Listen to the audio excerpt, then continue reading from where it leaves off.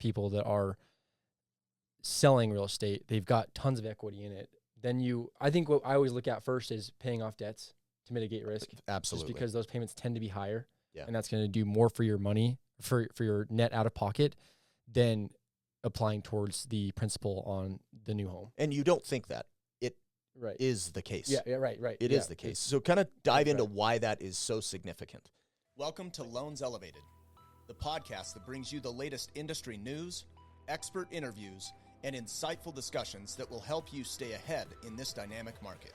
I'm your host, Brock Lassick, and I've spent years in the trenches of the mortgage industry, helping individuals and businesses navigate the complex landscape of real estate financing.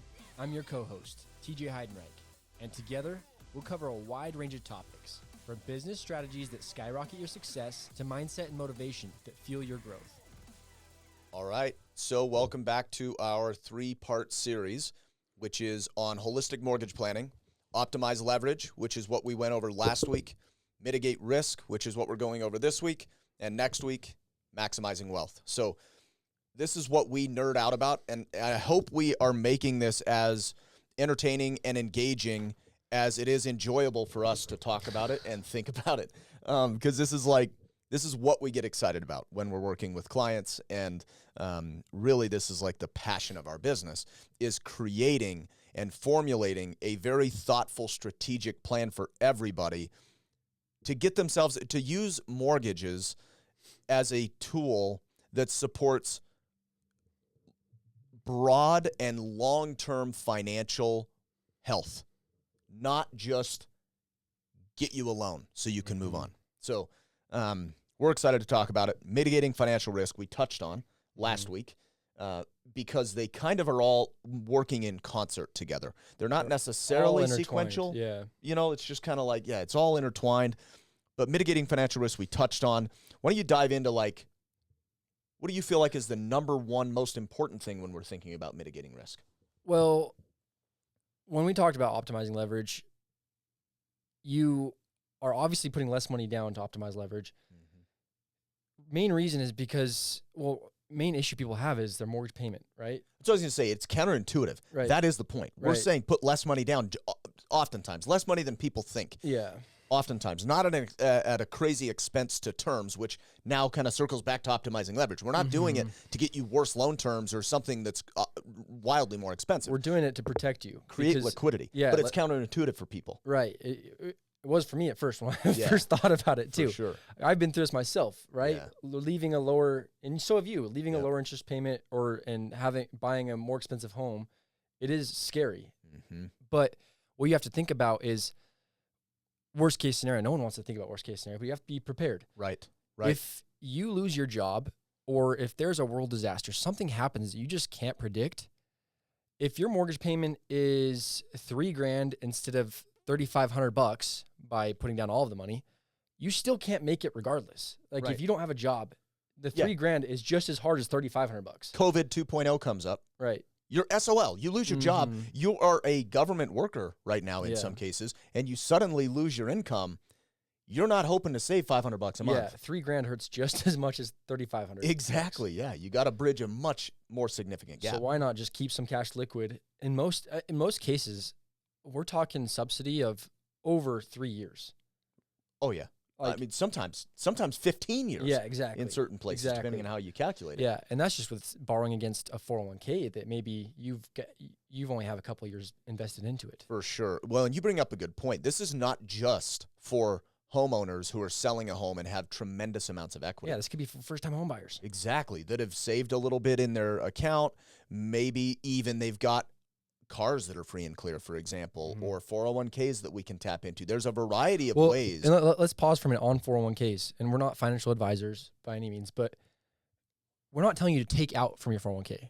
We're telling you to borrow against it. The money is still invested in the markets, making money for you at a greater yield than what it's costing you. Mm-hmm. So you're still making money, and when you're paying it back, you're not paying additional on top, like you're paying a monthly payment. It is whatever they were taking out of your checks anyways, and that's being applied towards your loan. Yeah. So essentially, we oftentimes coach people because sometimes they freak out because they're like, crap, now I have this loan payment on the 401k, plus I am contributing to my 401k, plus I have this mortgage payment that's more expensive, plus.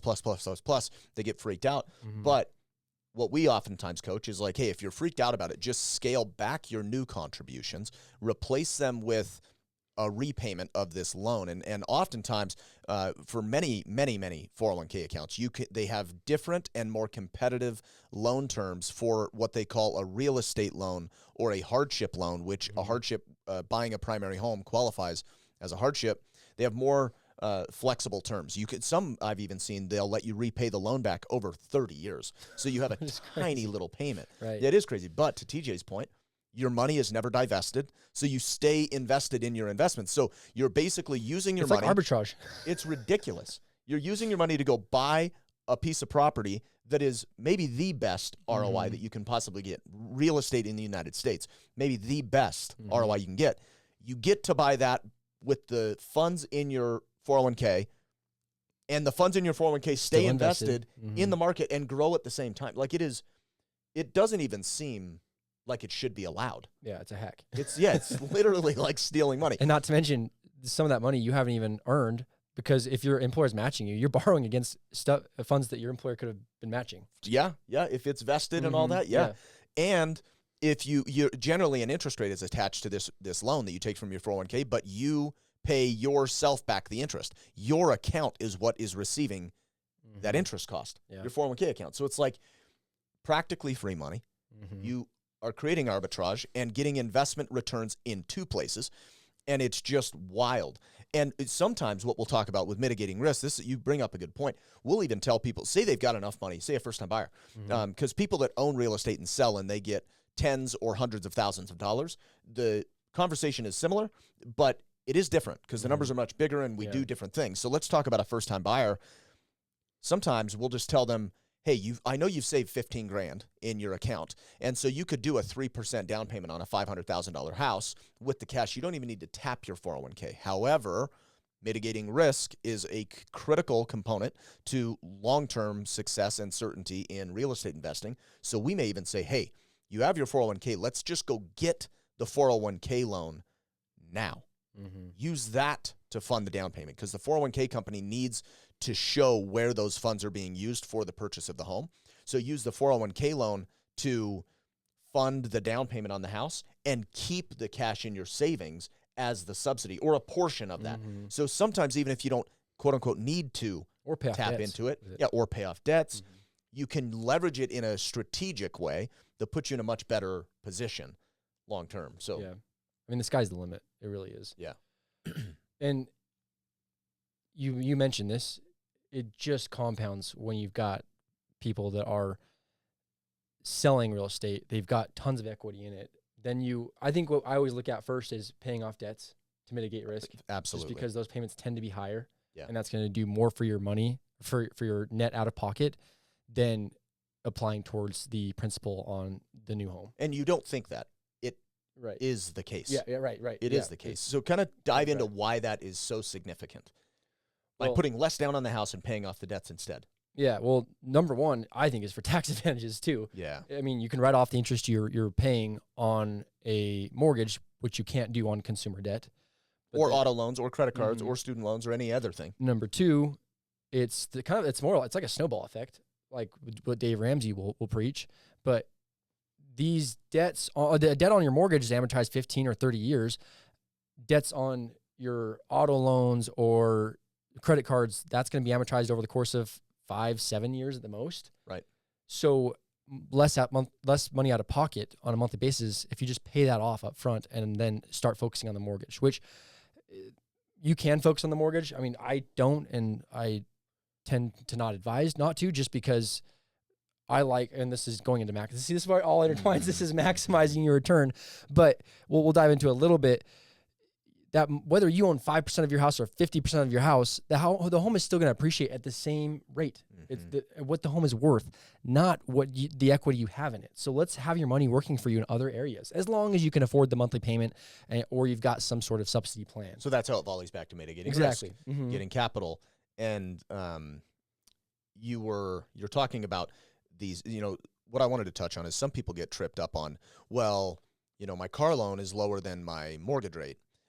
So why would I pay that off? Or, I'm going to have my car paid off in 4 years, and now it's going on a 30-year mortgage. And people start getting freaked out and thinking linearly about like, oh man, this is bad because the debt's going to be expanded, so on and so forth. But when you run the numbers, like I'll give you an example. Let's just say rates are at 6.5%. Well, if you are in a 30% tax bracket, including federal and state taxes, and you get to write off your interest, all of it, because you can now itemize, just reduce that interest rate by 30%. And your effective rate after you get your tax benefits is like 4.5%. And we talked about this last time, but you're unlikely that your car loan is 4.5%. So you're probably getting yourself to an after-tax rate similar to what the car is. But the trick is, car loans are now like on the cheap side, $700 to $900 a month. We see $1,500 car loans all the time now. Yeah. It's almost a regular. It is. And when you think, okay, I pay off that $50,000 in the car, I borrow $50,000 more on the mortgage, it costs me $300 more for the mortgage, but I just saved $1,100 on the car. You now have $800 per month. That's what TJ's talking about. You could choose, if you wanted, to just reinvest that back into the mortgage and prepay the mortgage. And 100% of the time that I run these numbers, if you do that, because the cost of that debt is already built into your budget. So whether you're going to have it paid off in 4 years or not, it's built into your budget. So what human nature tells us is that you're probably going to find a way to spend that money somehow, some way, even when that car's paid off, just because that's what's natural. Yeah. It's what you do. So if you were to reposition this money back to the mortgage every single time I run it, not like sometimes, every time I run it, does your home and auto insurance seem to go up every year without fail? Mine did too. I thought this was just the way the insurance industry worked until I found my friend Alan Johnson with American Family Insurance. After more than 15 years with the same insurance agent, he saved me over $3,000 per year when I switched. I refer all my family, friends, and clients to him, and their experience is similar. Great rates and a great experience. Call Alan for a free quote today at 801-708-2962. You end up paying off the mortgage years, and you get out of debt, complete debt, years faster. Even if you, and this is getting a little complicated, but I've run it where I say, okay, we're increasing the mortgage balance $50,000, but you're kicking over these extra payments to prepay the mortgage. And in 4 years, what is the mortgage balance during the same time you would have paid off that car? Well, guess what happens? The mortgage balance is actually lower because of the prepayments than if you would have borrowed less on the mortgage and kept paying the auto loan, because you're getting rid of the interest on the mortgage so much faster and it's such a bigger debt. You have less overall debt. That's where holistic mortgage planning comes into play. Holistically, you have less debt in the same time frame if you spend the same money on debt. It's funny you say that. I had a couple recently. I mean, this is in the last 3 months that they were tripping out because they needed to refinance because they were feeling stressed net out of pocket on a monthly basis because of student loans and a couple of auto loans. So we refinanced their home, right, which they increased their rate. Well, that's what they're just tripping out about. And as well as resetting their mortgage. They were 8 years into their mortgage. Going back to a 30 year. Going back to 30 year. Like, we don't want to be going backwards. I did this exact scenario with them because that net out of pocket, if they're applying it towards the mortgage payment again, they were basically on an 18-year mortgage. The new refi, even though you were extending it 30 years. 8 years longer. Yep, they're on an 18-year mortgage. With a higher rate, exactly. They're going to pay it off in 18 years instead of where they were on track was 22 years. Yep.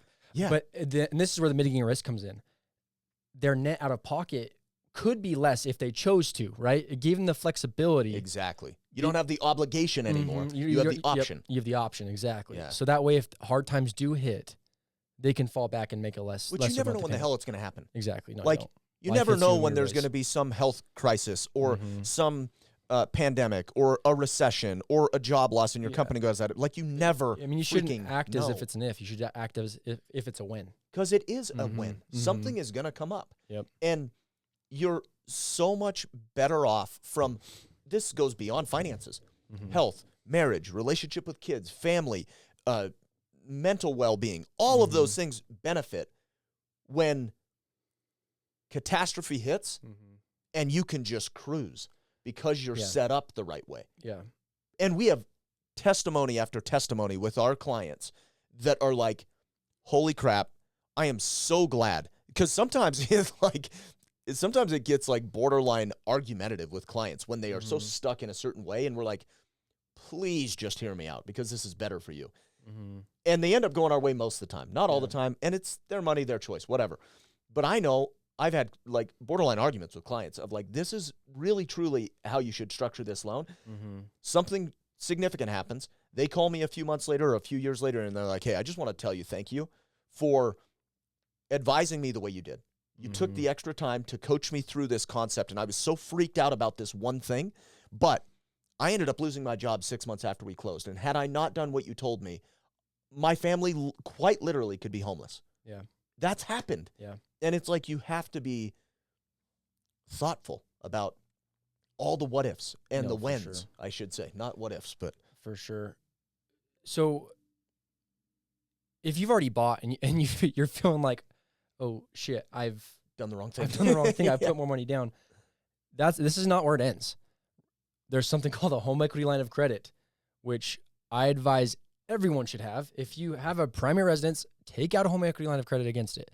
It's for some people it's taboo. I feel like, especially in Utah, it's so taboo to have debt. Mm-hmm. Well, it's not debt if you're not using it, right? It's just a line of credit. Well, and And- I argue, and definitely there's opinions on this, Mhm. but I argue like, is mortgages debt? It is debt if Mhm. you look at a balance sheet, Mm-hmm. but it's good debt. Yeah, like right. you're attached to an asset that's growing Mm-hmm. at a rate more than it's cost. Like, who the heck cares? All the Yeah. other debt, get rid of it. Yep. But anyway. So getting a home equity line of credit, let's be clear, you're not paying on the credit line if you're not using it. But this gives you that same flexibility that if something does pop up, well, now you've got the equity you can tap into if you need it. But if you wait to take out a HELOC until catastrophe strikes, it's too late. You're not Yeah, going to exactly. qualify If you're for the not- mortgage. if you're not the HELOC. proactive with Mhm. these actions, Yep. that's for sure. I think that's where our insight is so valuable for our clients. Mm-hmm. And hopefully people listening to this is like, you have to be so few people think about putting the guardrails up until they need the guardrails, until they flew off the side of the highway, right? And it's like, oh crap, we needed guardrails there. Well, let's just get them up now, Yeah. right? And not at a hefty expense. There's virtually no detriment. Yeah. There's more peace of mind. So if anything, it's better for you. Well, and then let's also use it. This goes back to leveraging. This is why it's all intertwined. Going back to if you have to use your HELOC for an investment. Right. You and I have both done that. Mhm. We've had opportunities where we're Yeah. making 12, 13% of our money, but we don't have all of our cash liquid. Well, and it's a pretty secure investment. Let's borrow against the HELOC, which we're paying 7, 8%, making 4 to 5% yield on that return On the bank's money. on the banks, which we wouldn't be using anyway, just be sitting there. Exactly. It's great. And that you bring up such a great point is it's like, you never know when catastrophe may hit. You never know when opportunity's going to You hit. never know when opportunity is going to hit. And I'll tell you, like, of course, everybody's risk appetite is different, but it happens multiple times per year that I get a call from a client and they're like, hey, I've got to do a loan. I know I've got a great rate. I know I'm in a good position.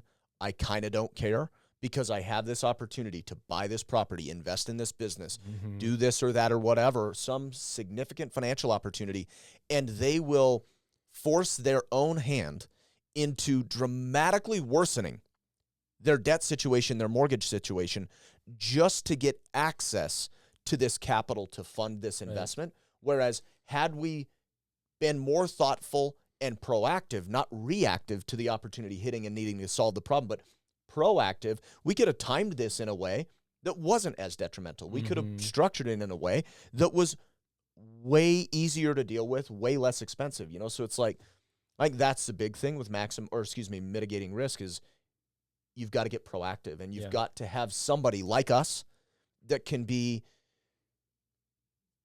a neutral yet invested in your success person in your life, because we are invested in our client's success in a really big way. We care a lot, but we're neutral. We're not emotionally attached to the stuff that you're emotionally attached to in your life, just like you're not emotionally attached to the things I'm emotionally attached to in my life, right? So you have these people, me and TJ, for example, and Ryan, who's not here today, but we have invested all of our adult lives in obsessing over this stuff and investing. We've done all the things we're talking about, and we found success in them, and we know how to guide you on it in a neutral way that just kind of ignores the emotions, even though we're empathetic to them. So I don't know. I would say just get proactive, lean on people like us, because this is a huge, huge piece to the puzzle of creating long-term success, peace of mind, not falling into the trap of divorce and fighting and arguing, because that stuff happens. We see it happen. When the market turns, like you and I both seen this, market starts getting ugly, suddenly, hey, we're getting a divorce, I need to refi. Hey, we're getting, like, it's happened since the rates have hiked up. It's gone up like tenfold probably. No, it really has. For us. That's because there's financial stress, and it creates issues. So anyway, that's all I've got. Do you have anything else? No, I think we hit it on the head. Cool. Well, thanks for joining. Be sure to check the previous episode, Optimizing Leverage, and this one, Mitigating Risk, but then the next one, Maximizing Wealth. They're all kind of intertwined, and we talk about things in different lights that mesh with each of these, but it's a very good series for you to pay attention to if you're thinking about, if you're a homeowner now and you want to get yourself in a better plan, or if you're a potential home buyer and you want to be thoughtful about how you're structuring this. I think this is really golden stuff for you to know. So thanks for tuning in. As a reminder, we are going to be having a holistic mortgage planning book out soon. I'm in the midst of writing it and editing it. I think I'm on like my fifth rewrite at this point, but it's going to be really good. And we'll have that on our website, and we'll be promoting it, of course. But check it out. You can hit the link in our bio. We're going to have some information there, and be sure you're following us so you hear when it comes. But thanks for tuning in. Thank you for tuning in. For more industry insights, follow us on all platforms at Loans Elevated. And to get in touch with our team, call or text 801-713-4000 or visit loanselevated.com.